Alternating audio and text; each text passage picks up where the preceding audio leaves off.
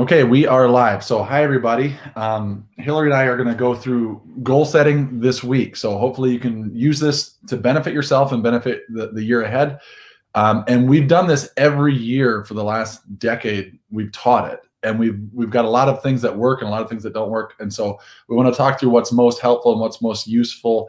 And hopefully, this will be a value add to kicking off your year right, but something that's sustainable. Because our goals now, like I look at how we set goals now, just individually, and we're still doing stuff from 2, 3, 4 years ago because we've gotten better at how we set it, how we track it, how we follow up, so and why we set it. So that's what this next 4 days is going to be about. So pause, stop, rewind if you need to.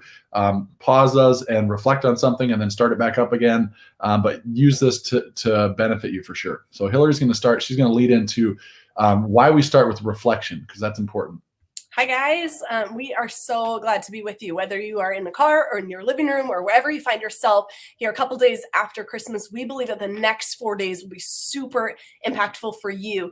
And before we talk about 2022 and about what's coming up, Dr. Neil and I both said, we have to pause and we have to look backwards and see where we've been and really learn, because when you have an experience, that experience doesn't really change you, but rather your reflection on that experience. And we all have lived through 2021. We've had experiences, and until we reflect, we will find ourselves with less growth and ahas and clarity moving forward. And so we're going to pause today to reflect. I believe that before you move forward, we've got to learn from the past. And so if you don't already have a pen and paper, make sure you get a pen and paper, because I'm going to make sure that today you have some time, some prompts to reflect on the past. And so as you think about 2021 and you reflect back, what are some good things that happened? What worked well for you in 2021? Go ahead and just, in no particular order, as thoughts come to your mind, write a list. What are some good things from 2021? I did this a couple of weeks ago. I'm trying to find my sheet right now. And my list carried a wide variety of things. And so for you, you might realize, like for me, let me just read you my list. This is my personal good thing list. Asking my husband for help. That helped my year go really well when I just asked for help. Planning out my meals. Having time at home where I wasn't running every single day of the week. Batching my housework, meaning I did a lot of housework one day, and then I had a couple days where I didn't do housework. That helped me in 2021. It was different than a previous year. Having early mornings quiet by myself worked well this last year. Having my planner and being intentional to write things down worked well for me. Having a couple close girlfriends that I can be really open with helped me in this last year. So those are some examples of things that, as I reflected and I considered what went really well this last year, those were the things, the good things that I was super grateful for. Dr. Neil, as I say that, do you have ideas for you? What were good things from this last year? Yeah, so I'm actually just writing notes as you're teaching everybody else. I'm like, hey, I'm going to keep working on my next year. Family time for us was really intentional this year in a way that was awesome. Just our seasons of office flow and how we did things there, just my ability to continue to be active and do a lot of sports and activities throughout the year has been wonderful. We were really intentional, my wife and I, about just scheduling time together every week and making that a priority. So our consistent communication made it a lot smoother. So it's just we were on the same page more of the year than we had in years past. And so those were just some really awesome things that we got to experience. I love it. If we don't count the fruit and see the good things, it clouds our perspective. And the reality is that we've also carried some challenges in the last year, and so we're not going to just like brush past them and pretend they didn't happen. We're going to look at what felt maybe hard or challenging, and just name it. And so take your list, your good thing list, either come to a new sheet of paper or to the far right, make a second column. And this column is what didn't work in 2021? What made your year a little more challenging? Whether it was something you could have controlled or not, what were some of the challenges? So take a minute just to jot down your list. What are things that need improvement as you sit here and you consider last year and what's coming up? Maybe what are the things you don't want to repeat? Mhm. For me, I'll just give you some examples. Late nights. Staying up too late meant that waking up in the morning was really hard for me. That didn't work for me. I can't have late nights. Skipping my exercise, not having daily movement didn't work for me, for my energy, my mood. Looking at my phone in my bed, that doesn't work for me. Not praying and journaling does not work for me. That was a challenge for me mentally, emotionally, spiritually when I did that thing. Not meal planning, not planning out my intentional things in my calendar. Those are examples of things. Those aren't like a personal challenge. Those are things, rhythms, habits that did not serve me well in 2021. And I want to acknowledge them so that as I look to this next year, I don't just keep repeating it and repeating the same habits that were harmful for my mental health, my relationships, my purpose, the work I get to do. So for you, if you haven't already, you can push pause if you're watching the replay later. List out some things that didn't work for you. What were some challenges? Dr. Neal, do you have a couple to share? Yeah, yeah. A couple things. I have to drink a lot of water, and I have to start my day with a lot of water, or I just am not as energetic. So that was something where I noticed, like, if I get away from that, I'm in trouble. We didn't do a lot of extended family time with like siblings. So my wife and I are from big families, so we have to intentionally connect with them. So that's something that's just like, man, that was a miss, because it's easy to grow away in those relationships. Consistent reading. My goal is to read a book a month this year. I'm at 11, but I noticed like most of the time I did really well, and there was just times where I just got away from it. And so I just noticed like, hey, I can be better with that, especially like just if I can have my book at home instead of just the office. I can read at night instead of watching TV. So the things I know that don't work is like staying up and watching a show, or eating late. Those are things that are easy to do if you had a full day and you don't get home till late. And so, I bounce back and forth from doing well with that, or like, okay, get back in a routine. And I know if I read instead of watch a show, it's easier to just want to go to bed. Yep. So those things. There's no shame, right? Every single year we've been reflecting. There's always things that we know we can improve on, things we want to stop doing or start doing. And so wherever you find yourself, like, just don't laden on the guilt or the shame of this. Like, it just is what it is. The beauty and the power comes from naming these things and then learning and changing your direction for the next year. There's 2 lists I'd like you to take some time outside of this webinar to write. So I'm going to give you the headlines for you to kind of bullet point out. The first headline, lessons I learned. What are things you learned about yourself? Dr. Neal, I know you already were doing that. As you listed that out, there were things that you learned. And if we don't acknowledge it, we might just repeat the same thing again and again. So bullet point out things that you learned, lessons you learned. Second thing to journal after this webinar is people you're grateful for. As we consider the last year where we've been, there have been people, community, specific people that God has ordained in your life that have served you and helped you and challenged you and made you who you are. And I think there's a lot of power in gratitude and in just acknowledging, whether you tell that person to their face or not that you're grateful for them. I'd like you to just take some time this week to write out your list of the people you're grateful for.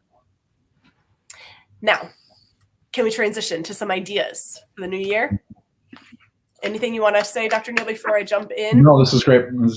Cool. Just some of this I would just say is like, we've done this enough, and you and I are both more drivers than maybe somebody else. So we might be able to rattle this off faster than somebody else, where they might need to pause, think, process, and take their time to get their honest answers. But the more authentic and honest you are with yourself, the better this works out for you. Yeah. I mean, I spent like a day and a half alone, quiet, secluded to work through this stuff. I didn't just do it in 20 minutes, but we're giving you some topics, some headlines, some journaling prompts, some things to process through, and you get out of this webinar what you put into it. And so if you are sick and tired of doing the same thing year after year, this is your chance to do something different, to really use these prompts to better you. And so turn your notebook page over, get a fresh sheet of paper. And what I want you to process right now is, what are some ideas you have for 2022? What do you want to see happen this year? Dream big. There's nothing silly, nothing too small or too big. Whatever comes to your mind, whether they're really big, hairy, audacious goals, or they're simple rhythms, practices that you want to make sure that you're cultivating in your day-to-day, week to week. Small daily things count, really big things count. You're going to have to come back to this. We don't have time, and we're not going to sit here just to let you process, but there's a lot of value in taking the time to dream. Look for threads or themes, things that you see pop up again and again. I remember, Dr. Neal, was it 2020 that you noticed themes as you were looking through what are all the possible ideas of goals I could have, rhythms I could cultivate, and you noticed, do you remember that year where you noticed it was like all about relationships? Yeah. I was walking into that thinking like, I was going to change these couple things in the 5 essentials. So I was thinking that my goal is going to be A, and everything was pointing towards B. And I was like, oh, that's actually what I need to pay attention to. So that was, that's still something I look at every month. So the reality is, once you have this list or these ideas, not everything is going to be the most important thing to you, and that's okay. You have to consider your season, consider where you are right now, and circle the ideas that stand out to you, the ones that mean the most to you, not the ones that somebody else wants to be your eventual goals for this next year, but what matters to you. What are the themes that pop up that would impact you and your purpose and the people around you most importantly? And so, we're gonna pause that, and we're gonna transition into a life evaluation. Do you want to kind of unpack this, Dr. Neal? Yeah. So life evaluation, sometimes we call it a life wheel. We're saying if you had a wheel and the center is 0 and the outside is 10, and each part of the wheel, imagine like a bicycle has spokes in a wheel. Each spoke is an important part of your life. So maybe it's your marriage, maybe it's your kids, maybe it's your job, maybe it's your fun, your personal development. And you want to pay attention to those different areas of your life, because if your spokes, perfect. Look at that wheel.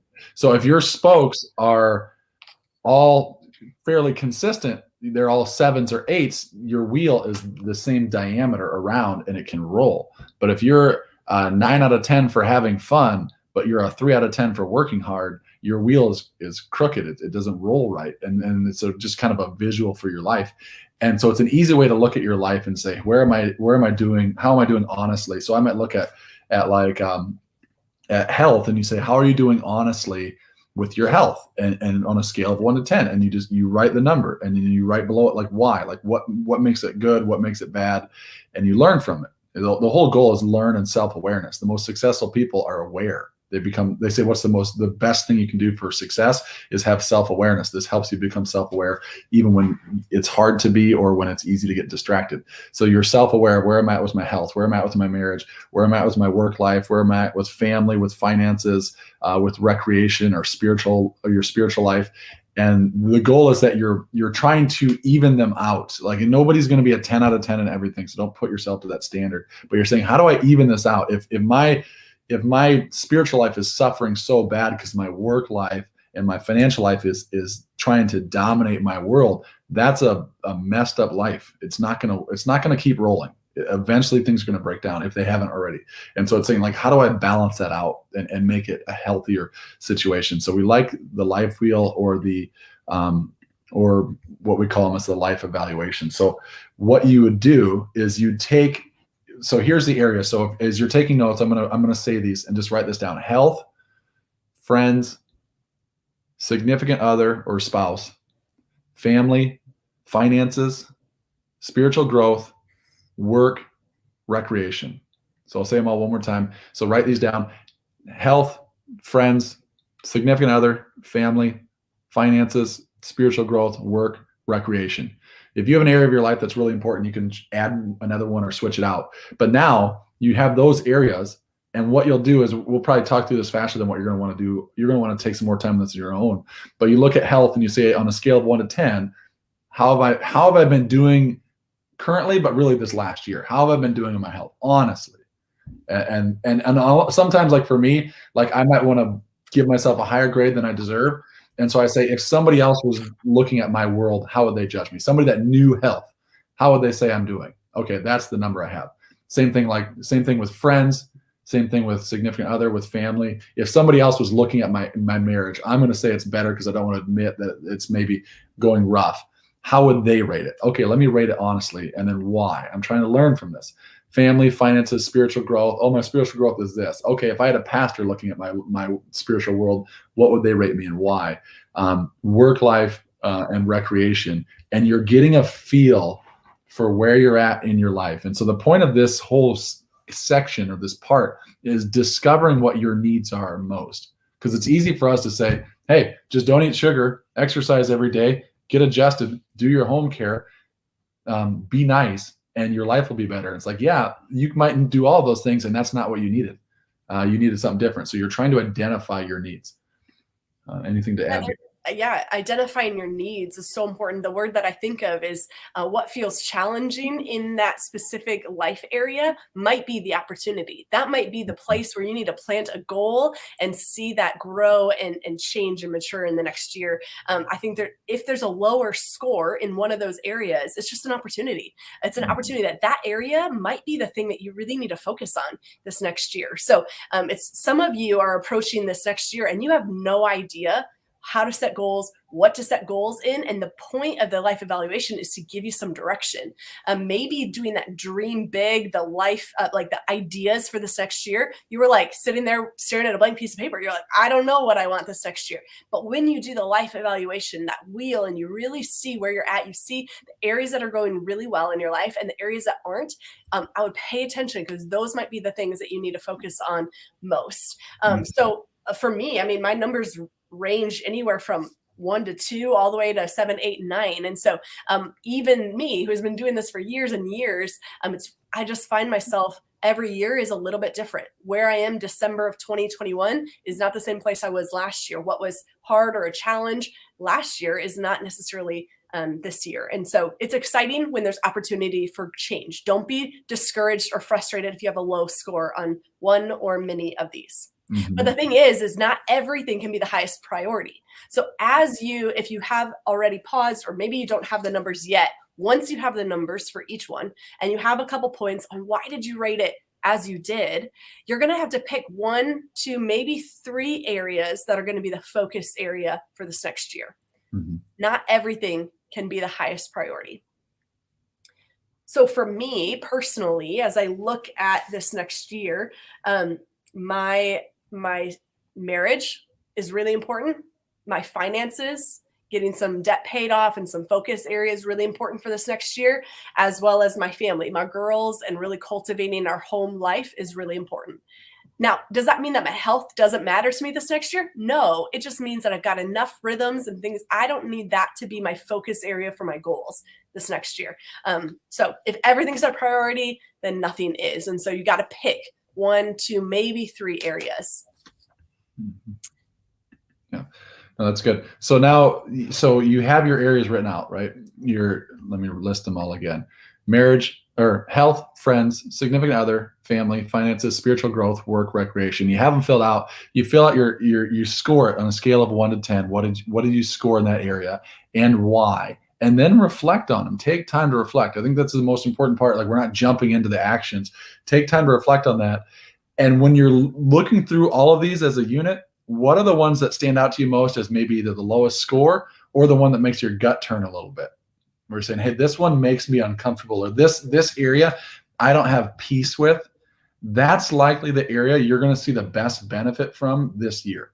And so if you're saying, I don't have peace with how I do this or where my life is going here, I promise if you set goals to improve that area, that's likely going to be your best benefit for the year. Not that you disregard those other ones, but if you progress in one area, there's hope, there's energy, there's excitement, there's enthusiasm, and then that just bleeds into the other areas of your life. So reflect on those and start seeing a theme or seeing what stands out to you. And then here your goal is then to pick 1 or 2 areas you're saying, this is where I'm really going to focus on creating my action steps as we do the other parts of this goal setting class.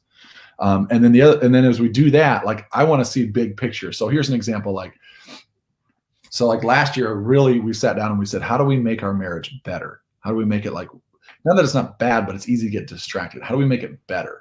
Or not even better, but like awesome. So like when you're around each other, you're very excited to be around each other. And that means we need to build the friendship and the relationship, and we need to see this thing really strengthen. And so that was a thing where we said, okay, so we're looking at that as our target area, my wife and I, and we're looking at that as our target area. But what's the big picture goal? The big picture was saying, we want to be married 75 years or more. We want to have healthy, wonderful kids and a family life where we love being together. We want to be in a situation where we just enjoy our time together. We're supportive of one another. We can take on challenges in life or go through hard times in life, and we always have that person in front of us. We actually want it to be a best friend and not just say it's a best friend, that type of thing. So so we were just thinking, like, why does this matter so much to us?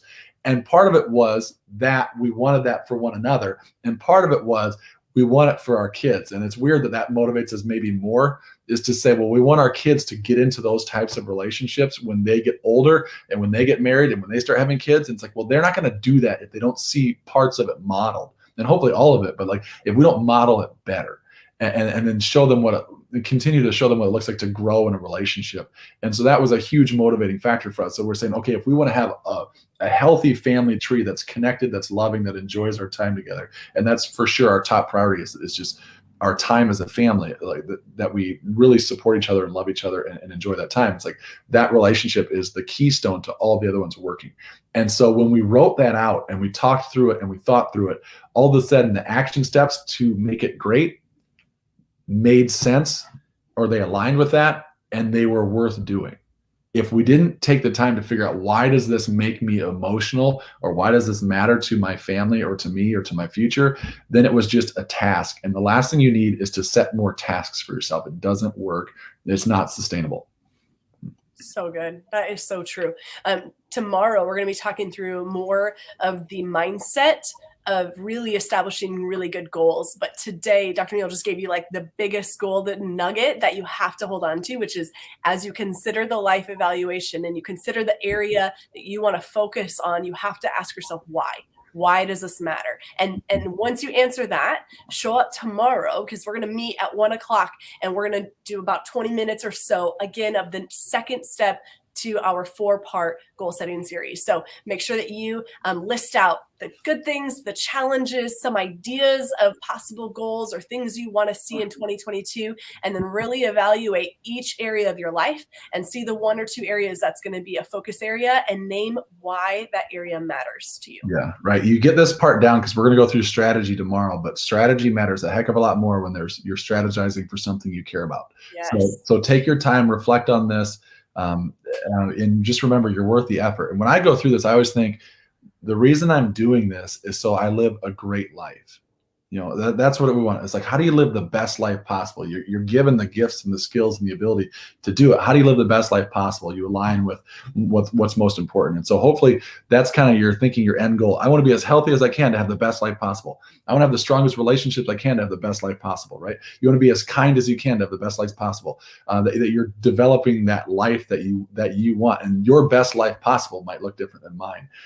But if you can figure out the why and the area that really is needed or could use love and attention, you're going to have a great start to the year. So if you haven't already, go ahead and throw in the comment maybe 1 or 2 of the life area evaluations that you had an aha of, like, this is the thing I need to focus on. We'd love to hear. We're going to be checking the comments throughout this next week, making sure that we can support you and help equip you to set some really good goals, so that in the office we can learn even more how we can spur you on to really great fruit in this next year. So feel free to use the comments. We'll be checking back on them, and we'll see you tomorrow around 1:00. Take care. Bye.